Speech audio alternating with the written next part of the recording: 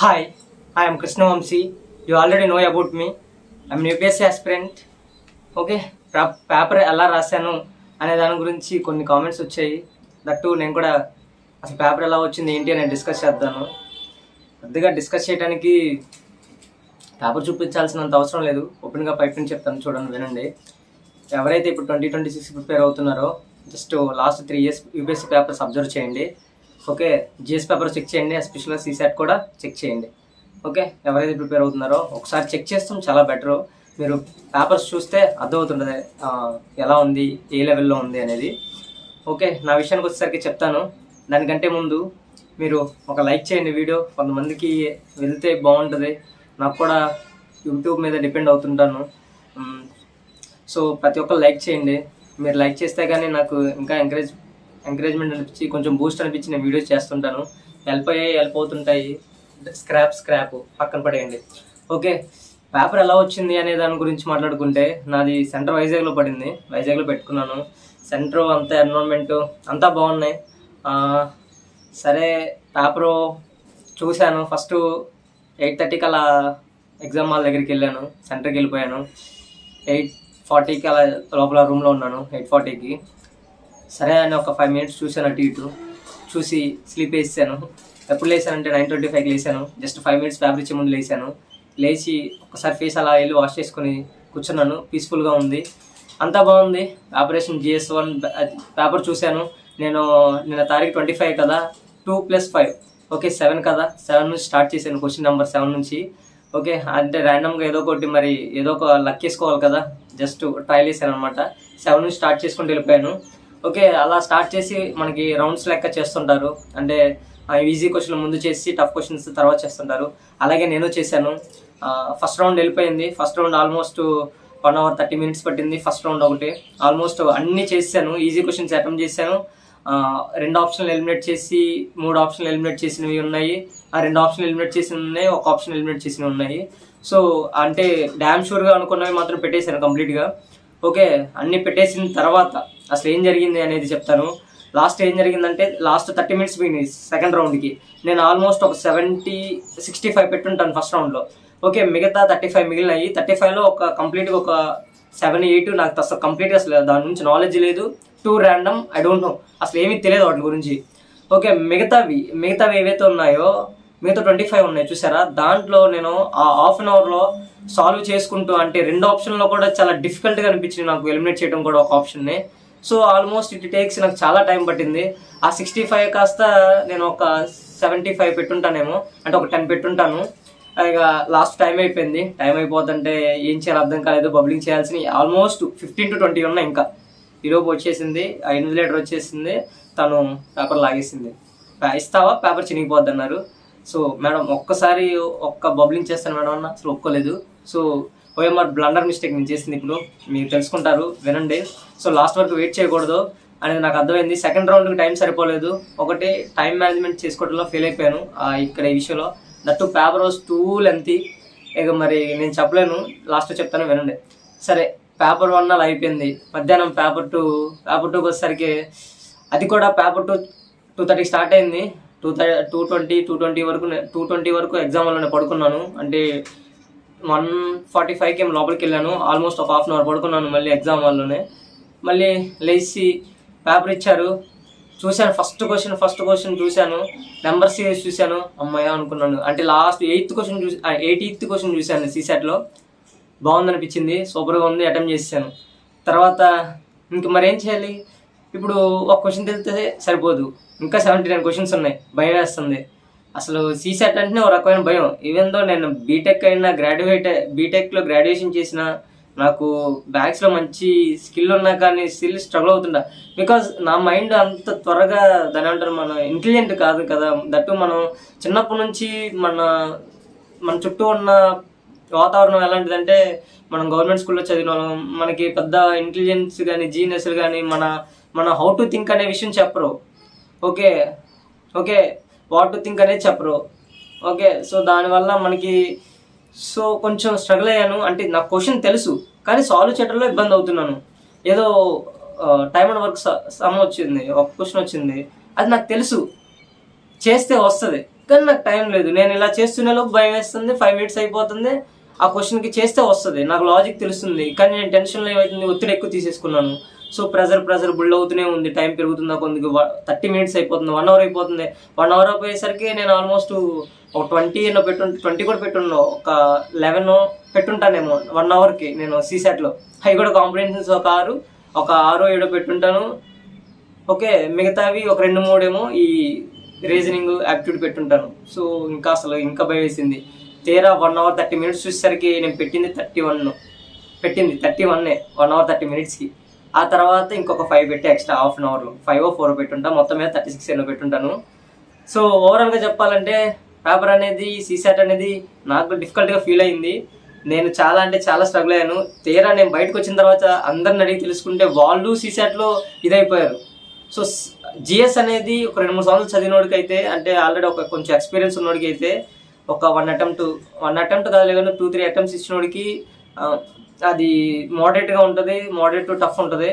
So దాన్ని ఏమంటారు, కొంచెం అసలు ఎలా అంటే 2023 పేపర్కి అలా లేకపోయినా కానీ, 2023 పేపర్కి లేకపోయినా కానీ కొంచెం టూల్ ఎంత ఉండటం వల్ల టఫ్ చేశాడు. ర్యాండమ్గా కొన్ని ఫ్యాక్ట్స్ ఇచ్చాడు, అసలు నేనే షాక్ అయినా ఆ ఫ్యాక్ట్స్ చూసి. మరి ఏం చేయలేము, ఇంకా వదిలేసాను ఆ బిట్లు. అసలు ఆ క్వశ్చన్స్ కూడా పట్టుకోలేదు, ఆ ఫ్యాక్ట్స్ ఉన్న వాటిని అసలు నేను అసలు కరెంట్ అఫైర్స్లో కొన్ని అసలు చదవలేదు, వాటిలో అసలు నేను ఎప్పుడు చూడలేదు కూడా, అలాంటి పేర్లు ఉన్నాయి. సో ఇక వదిలేసాను వాటిని. అందుకే 7, 8 అసలు కంప్లీట్గా అసలు వాటి గురించి ఒక్కటి కూడా తెలియదు నాకు. సో ఇంకా లీవ్ ఇట్ అని వదిలేసాను. ఇంకా తేరా చూస్తే అందరికీ GS1 టఫ్ అనిపించింది, సీసాట్ మరీ టఫ్ అనిపించింది. నేను ఒక్కనే ఫీల్ అయ్యానని నేను అనుకున్నాను ఆ ఎగ్జామ్ హాల్లో, నా అంతగా నేను ప్రెజర్ బిల్డ్ చేసుకున్నప్పుడు. కానీ GS పేపర్ మాత్రం సూపర్గా ఉందనిపించింది. అంటే పేపరింగ్ కానీ, అంటే అన్ని వేరియేషన్లో కవర్ చేసేసరికి కొంచెం సాటిస్ఫాక్టరీగా అనిపించింది నాకు. అంటే నేను చదివిన దానికి అమ్మయ్య అనే విధంగా ఉంది, మరీ టఫ్ అనిపించలే నాకైతే. మరీ అసలు నేను సాల్వ్ చేయలేనంత ఇబ్బంది అయితే ఫీల్ అవ్వలేదు. కొన్ని అయితే అసలు కళ్ళు మూసుకొని పెట్టేస్తున్నా చాలా వరకు. అంతే, నాకు అలా చూడంలోనే అవన్నీ నేను రివిజన్ టెస్టులు రాసినప్పుడు కానీ, ఆ మాక్ టెస్ట్లో బోల్డ్ అన్నీ నాకు తెలిసిన తగిలినాయి అనమాట. హిస్టరీ అయితే అసలు నేను ఎక్స్పెక్ట్ చేయలేదు. అసలు నేనే షాక్ అయ్యాను హిస్టరీ క్వశ్చన్స్ చూసి. ఆ మోడర్న్ హిస్టరీ అయితే అసలు ఎక్స్పెక్ట్ చేయలేదు, అలా దుబ్బేసింది. అది ఆటలోనే పెడతాను అనుకున్నాను, కానీ అది పెట్టలేకపోయాను. కానీ మెడివల్ క్వశ్చన్లో ఏమో 1-2 వచ్చినట్టు ఉన్నాయి. ఇక యాన్షియంట్ హిస్టరీ అంటారా, ఆర్ట్ కల్చర్ అంటారా, భలే ఉన్నాయి అనిపించినాయి, అవి పెట్టేశాను. అన్నీ పెట్టకపోయినా కొన్ని పెట్టేశాను. తీరా నేను కీ చెక్ చేశాను, నేను చేయలేదు, నేను ఎవరితో చెక్ చేయించాను, నా జూనియర్తో చెక్ చేస్తే వాడు ఎంత చెప్పాడంటే, అన్నయ్య 40 to 55 క్వశ్చన్స్ కరెక్ట్ అవుతున్నాయి, మిగతావి అటెంప్ట్ చేసినవి ఒక 88 అలా చేసుంటావు, 88 చేసావు. ఇక అటు ఇటు పోయిన యూపీఎస్సీ కీ చెక్ చేసిన, ర్యాండమ్గా చూసిన ఏ కీ చెక్ చేసిన 80+లోనే ఉంటావు. కట్ ఆఫ్ అందరు ప్రిడిక్ట్ చేసిన దాని ప్రకారం 85 ఉంటుంది, అది జనరల్లో. ఓకే పర్లేదు, ఒక 5 marks అటు ఇటు అయినా యూపీఎస్సీలో కలుస్తాయి కదా. సో జిఎస్ ఆల్మోస్ట్ అయిపోయింది అని చెప్పేశాడు. నేను అనుకున్నాను జిఎస్ ఆల్మోస్ట్ అయిపోయిందని. ఇప్పుడు ప్రాబ్లం సీసాట్కి వచ్చేసరికి ఇప్పటికి చెక్ చేయలేదు. సీసాట్ ఏమవుద్దో తెలియక భయం వేసి డిసైడర్ ఇప్పుడు అదే, ప్రతి ఒక్కరికి అదే డిసైడర్ అయిపోయింది. జిఎస్లో మ్యాక్సిమం కొంతమంది అయిపోయారు, కొంతమంది అవ్వలేదు. జిఎస్ అనేది సీసాట్ అనేది డిసైడరు. దేవుడి దయ, ఈసారి అయితే మెయిన్స్ రాస్తాను డెఫినెట్గా. కానీ బాగా రాశాను, జిఎస్ పేపర్ 1 బాగా రాశాను. సీసాట్ అనేది నాకు క్వశ్చన్ తెలుసు, నేను ప్రాక్టీస్ చేయలేదని కాదు, నిజంగా ప్రాక్టీస్ కాదు, నాకు ఆ క్వశ్చన్ తెలియదని కాదు, లేదంటే టైం ఒకటి మేనేజ్ చేసుకోలేకపోయాను. మెయిన్ ప్రాబ్లం టైం మేనేజ్ చేసుకోలేకపోయాను. దట్టు పేపర్ కూడా 2 లెంతీ ఉండింది. ఇంకా అర్థం కాలేదు, నాకు కూడా ఏం చేయాలో అర్థం కాలేదు, ఏ క్వశ్చన్ పిక్ చేసుకోవాలో కూడా అర్థం కాలేదు. ఇది ఈజీ అని పిక్ చేసుకునే లోపు దానికి 5 minutes 10 minutes అయిపోతుంది. దానికి క్వశ్చన్కి భయం వేసింది, చాలా వరకు వదిలేశాను, సగాలు చేసి వదిలేశాను. ఎనీవే పేపర్ మాత్రం నాకు ఏమనిపించిందంటే, అసలైతే ఈజీ కాదు, అసలు లాస్ట్ 2024 పేపరే కొంచెం బెటర్ అనిపించింది నాకు. కానీ నేను టైం మేనేజ్ చేసుకోకపోవడం వల్ల, దట్టు కొంచెం దాని ఏమంటారు భయం ఎక్కువ ఉంది. అందువల్ల ఫస్ట్ అటెంప్ట్ కాబట్టి అది, లేదంటే లాస్ట్ అటెంప్ట్ అయిపోయేది నాది ఖచ్చితంగా అయిపోయేది. బోల్డ్ అన్ని సిలీ మిస్టేక్స్ ఉన్నాయి, ఒక్కటే కాదు కనీసం ఒక 20 మిస్టేక్స్ ఉన్నాయి. మళ్ళీ ఈ అటెంప్ట్లోకి వచ్చేసరికి సిమిలర్ మిస్టేక్సే ఉన్నాయి. ఒకటి OMR మిస్టేక్స్, ఎందుకంటే బబుల్ చేయలేదు, లాగేసుకుంది, టైం మేనేజ్మెంట్ చేసుకోలేకపోయాను, బిగ్గెస్ట్ మిస్టేక్. పేపర్ 2 లెంత్ ఉండడం వల్ల స్పీడ్గా చదవలేకపోయాను. మళ్ళీ చూసి చదివిందే కాక మళ్ళీ దాన్ని మనం రిటెన్షన్ చేసుకోవాలి కదా, మళ్ళీ మన నాలెడ్జ్ అప్లై చేయాలి కదా, లాజిక్లో అప్లై చేయాలి కదా. అక్కడ ఫెయిల్ అయిపోయాను. బట్ ఎనీవే నాకైతే నమ్మకం ఉంది ఈసారి మెయిన్స్ రాస్తామని. సీసెట్ చూస్తే కానీ అర్థం కాదు అది. సీసెట్ చూస్తే దేవుడి దయ వల్ల సీసెట్ కూడా అయిపోతే ఈసారి మెయిన్స్ రాస్తాను. మెయిన్స్ రాస్తే ఎడి తిరుగుద్దో తెలియదు, గట్టిగానే కూర్చుంటే అయిపోద్ది మెయిన్స్ కూడా. నేను అనుకుంటున్నాను, నాకు రైటింగ్ అనేది చాలా ఇష్టం. అది కాక నేను ఎప్పటి నుంచో ఆన్సర్ రైటింగ్ రాస్తున్నాను నేను. సో కొంచెం ఆప్షన్ అనేది కొంచెం ల్యాగ్ ఉన్నాను. ఆప్షన్ అనేది జస్ట్ సిలబస్ కంప్లీట్ చేశాను. ఆన్సర్ రైటింగ్ ఒక 10-15 రాసుంటాను ఆన్సర్లు, పెద్దగా రాసిందేం లేదు. అది కూడా పేపర్ 1కే రాశాను, పేపర్ 2 అసలు ఏమీ రాయలేదు. సో ఓవరాల్గా చెప్పాలంటే పేపర్ అనేది మోడరేట్గా ఉంది, ప్రతి ఒక్కళ్ళకి ఈజీ అవ్వదు. అది 2024 పేపర్ కొంతమందికి ఈజీ అవుతుంది కానీ 2025 పేపర్ మాత్రం ఈజీ అవ్వదు నాకు తెలిసినంత వరకు. ఆల్మోస్ట్ నాకైతే ఆ సీసెట్ చూడంలోనే రెండవ పేపర్ వదిలేయాలి, వెళ్ళిపోవాలనిపించింది ఆ ఎగ్జామ్ హాల్లోంచి. సో అది 2026 ప్రిపేర్ అయ్యే వాళ్ళు చూసుకోండి, ఇలా చూడండి. 2024 పేపర్ చూడండి, 2025 పేపర్ చూడండి.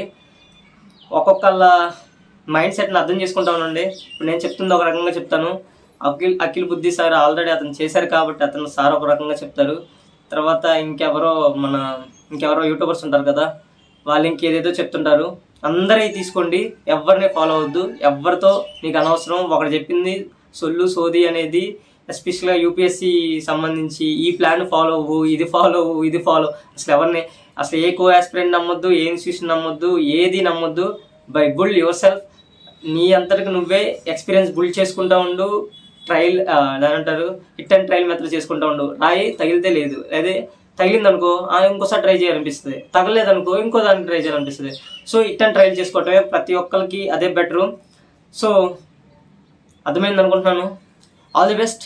మీరు ఒకటి గుర్తుపెట్టుకోండి, భయం అనేది biggest enemy in our life. Okay, ఆ భయం వల్లే సగం పేపర్ దొబ్బేసింది అది. లేదంటే ఇంకా మంచి మార్క్స్ వచ్చాయి నాకు, లేదంటే ఇంకొంచెం బెటర్గా పర్ఫామ్ చేస్తుండేవాడిని. భయం. ఓకే, లాస్ట్ అటెంప్ట్ కూడా సిమిలర్గానే భయం ఉంది. యాంగ్షియస్గా ఎక్కువ ఉండిపోయాను. అరే మనం పెట్టిన కష్టానికి వస్తుందా రాదా, ఇంత కష్టపడుతున్నాను, ఏమో నాకంటే ఇంకెక్కువ కష్టపడి ఉండొచ్చేమో, కానీ నా వరకు నేను ఎక్కువ పెట్టేసుకుంటున్నాను కదా. మనం అందరూ ఇంటెలిజెంట్లు కాదు కదా, స్మార్ట్లు కాదు కదా. మన లాంటి వాళ్ళకి ఇలా గవర్నమెంట్ స్కూల్స్లో చదివి, లేదంటే ఇలాగా బిలో మిడిల్ క్లాస్లో ఉండి చాలా ఇదిగా ఉన్న వాళ్ళకి ఎలా ఉంటుందంటే మైండ్ అంత త్వరగా చదివింది ఎక్కదు. That comprehension skills, smart skills అంతలోకి రావు, సాఫ్ట్ స్కిల్స్ ఏవి రావు. మనందరికీ మనం చిన్నగా డెవలప్ చేసుకుంటుంటాం. మనకి ఏదైతే చిన్నప్పటి నుంచి పోయినాయో, ఏదైతే గంగలో గోవింద్ అనుకుంటూ వచ్చామో ఇప్పుడు మనకి నేర్చుకుంటూ ఉంటాం. సో అందువల్ల మనకి బోల్డ్ అంత టైం పడుతుంది. ఐ హోప్ అర్థమైంది అనుకుంటున్నాను. Okay, all the best. Thank you so much for watching. మీరు మాత్రం గట్టిగా ప్రిపేర్ అవ్వండి, ఎక్కడ గివ్ అప్ చేయకండి. Okay, all the best. Thank you. Okay.